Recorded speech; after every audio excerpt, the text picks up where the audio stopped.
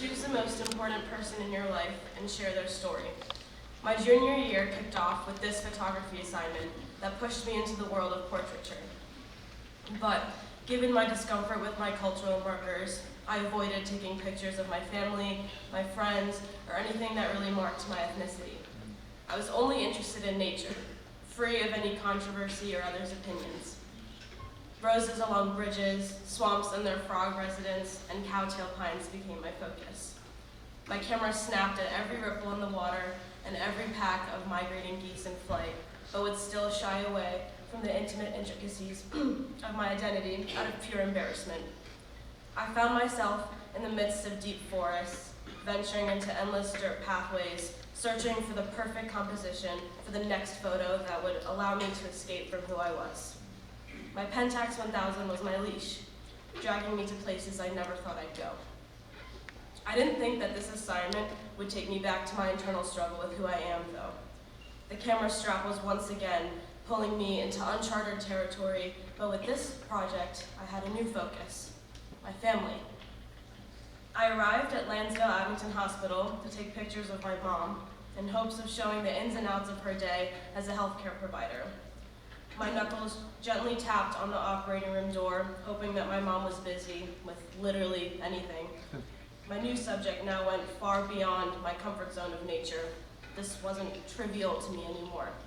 The way that I photographed my mom would ultimately reflect the way I feel about her, my upbringing, and myself. As I began to hesitantly take the pictures I needed for class, I remember one of the reasons my insecurity had grown so strong: the Smart Cookie Challenge. For as long as I could remember, this became my only goal. It wasn't a national award or a school prize, let alone a recognition for the grade. It was a weekly badge given to the most level-headed, thoughtful, and compassionate third grader in Mrs. Calico's class of 25 hyperactive students. Yet out of the 20 opportunities I had at my disposal to become this week's Smart Cookie, I'd failed at every single one of them. You talked too much. She was just better than you this week. Your reading circle performance was lacking. But really, it was the same critique every week from my class. You just aren't good enough. Every day, I would go to great lengths, working hard at becoming a better citizen, student, and friend. Baked cupcakes for my class on Valentine's Day. I built fantastical forts with styrofoam bricks for my classmates to play in. I would carpool to school with my friends. I shared my toys at recess, willingly. But my enthusiasm for my class came to a screeching halt.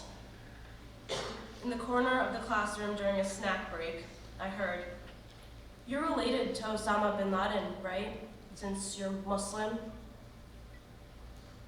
I was in disbelief, despite the fact that I knew what they were asking and why they were asking it. This was 2011, when the entire nation was absorbed by CNN binge fest and terrorist groups had become household names. One day, I could learn to understand my class's intentions, their fear, their sense of protection for our country.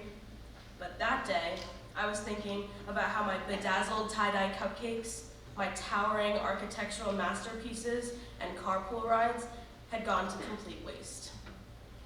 Whatever I had done, and however much generosity and kindness I showed, it did not change who I was to my peers. Threat became the label that stuck, not Smart Cookie.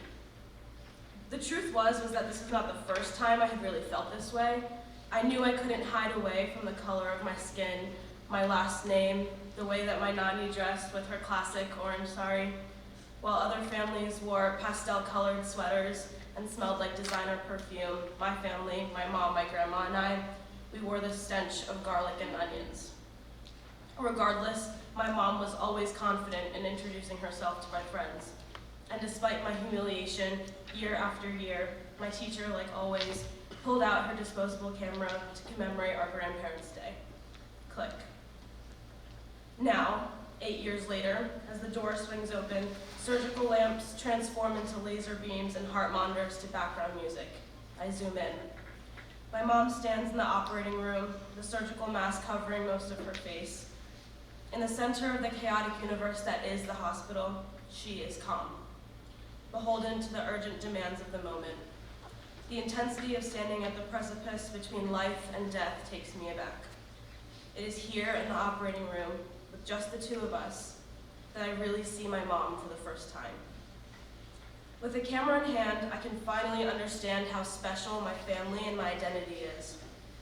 Regardless of how embarrassed I felt about openly accepting my culture, it was ultimately more burdensome to conceal parts of myself in hopes of conforming. My camera took me through an unconventional adventure that circled back to my roots, but with a new perspective. While it pushed me to stare back at my reflection, it also taught me to love what I saw. By choosing my mom, the source of my values, for the project, my discomfort with my ethnicity fizzled away. The bright-colored saris, the aromatic food, my stance as a Muslim are no longer the sources of my shame. They have become the source of my pride and the focus of my current photos. My camera points at my new subject. My mother's glasses reflect the surgical light she's adjusting, and her forehead holds laser-like focus. The parts of my mom are clearly showcased through the small frame of the viewfinder of my camera. Her focus on her work, her bubbly humor, her universal kindness. Through my camera lens, I recognize the strength I see in her, and I finally appreciate the values she's instilled in me and the type of upbringing she gave me. She's not just my mom, she's a hero. Click.